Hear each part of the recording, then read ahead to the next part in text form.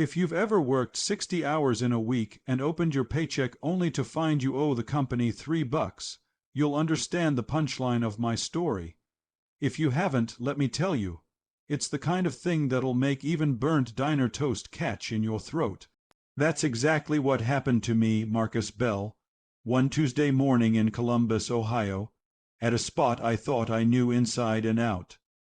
But sometimes you have to see your own reflection in someone else's exhaustion to realize you've built a house with a crack right down the middle. I'd walked into Sunrise #17 like a nobody, flannel jacket, trucker hat, no hint that I was the founder of True Heart Eats. I liked it that way, sneaking into my own diners, watching the real stories play out when folks thought nobody with power was looking. Lo was working that shift, a slip of a girl in a faded apron, sneakers worn to the bone, hair tied back like she'd given up fighting it. She was moving so fast she didn't even realize she dropped a bomb in the middle of the floor, laughing to herself, if I'm working 60 hours a week, why does my paycheck say I owe them $3? Nobody blinked. Not the kid at the register with AirPods tucked in one ear, not the cook, not even the invisible manager who'd been missing for almost an hour. But me, I sat there, cold coffee forgotten, staring at this girl who could have been my own daughter if life had gone sideways. She didn't say it angry, she said it the way people talk about rain, a fact you live with. I called her over, tried to keep my voice steady. Did you mean that about the paycheck? She shrugged. Guess so. After taxes, insurance, all those little corrections, sometimes it comes out negative. Had to ask my mom for gas money again. I felt something twist inside me. I'd stood in boardrooms, bragged about how my company put people first.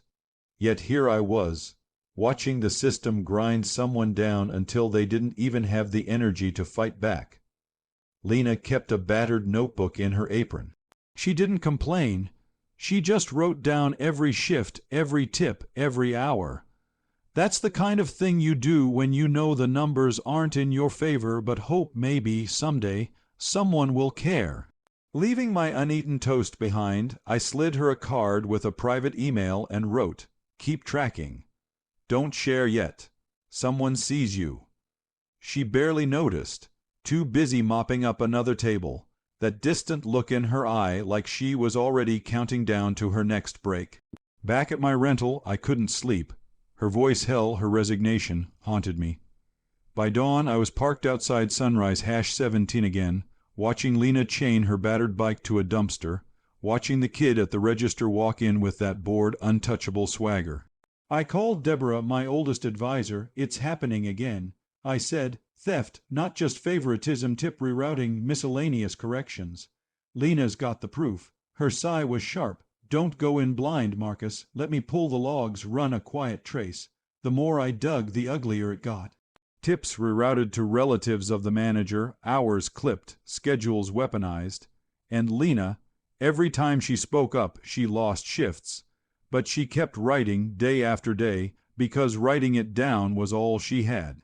You ever have one of those moments where you realize the fish rots from the head? That was me, staring at spreadsheets full of names I'd never met but who were stealing hope $1 at a time. Mara, my lead investigator, found over $9,000 misappropriated from staff like Lena in just 3 months. The admin account responsible, only a manager or someone with corporate access could create it. Systemic rot, not a bad apple. By that afternoon I'd had enough. I walked in, no disguise, no hat, just a suit and a clipboard. Lena was training a new hostess. The manager, Travis, popped out of the office, laughter dying in his throat. The room fell silent. "I won't take much of your time," I said, voice cold as steel, "but I will take back my restaurants." The next minutes felt like peeling off a mask from the whole building. I laid out the proof, every stolen tip, every forged hour, every shady login. "This is where it ends," I said, sliding the evidence to Travis. "You can read it now, or you can wait for corporate security to finish the rest." The twist, the staff didn't look shocked. They looked relieved, like maybe hope was just a word printed on their name tags. Lena's hands shook, but her voice didn't. I kept everything, she whispered. Every tip, every time they said the system was down, it's all in my notebook. Mara moved like a storm. POS audit, system freeze, and then security quietly escorted out Travis, Ryan, and Jason.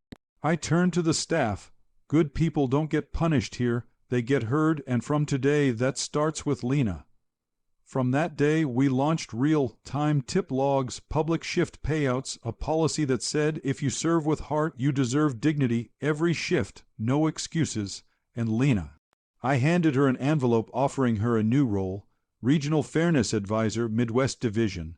Salary, healthcare, a seat at the table. She blinked back tears. I'm not qualified. She said, you are. I told her. Because you never stopped telling the truth, even when no one listened. Here's the thing, Lena didn't just aud at other diners, she started a movement. Every place she visited, she found another notebook kid. Dishwashers, line cooks, waitresses who tracked every stolen tip, every unfair hour. One time it was a dishwasher in Grand Rapids with a scrap of paper. Another time a server in Dayton who broke down in tears. Lena listened, took notes, turned their stories into patterns we could prove.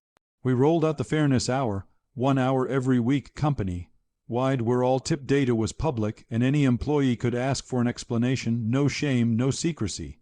First time we tried it, people barely showed. By week 3, the room was packed. Someone finally stood up and pointed at a missing tip. Why is this one gone? They asked. For the first time, they got an answer that wasn't just system bug. You want a twist. Lena became the face of the reform. Her old notebook, her story. We ran a national campaign, real food, real people, real justice. She visited Nashville when a letter from a mother said her daughter's tips never matched her pay. Lena sat with the girl, showed her how to document, how to report. That girl became the first recipient of our new label award, named for Lena but really for every kid who ever wrote the truth instead of just complaining. By the anniversary of her first day at Sunrise #17, Lena stood on stage in front of hundreds, holding up her battered old notebook, telling the world, you don't have to be loud to be heard. You just have to be true. Write it down, hold it close, and when the time comes, hand it to someone who finally sees you. And that right there is what justice can look like. Not a headline, not a viral video, just a girl with a notebook and the courage to keep showing up. Change doesn't always come from the top. Sometimes it starts with a waitress who won't let herself disappear.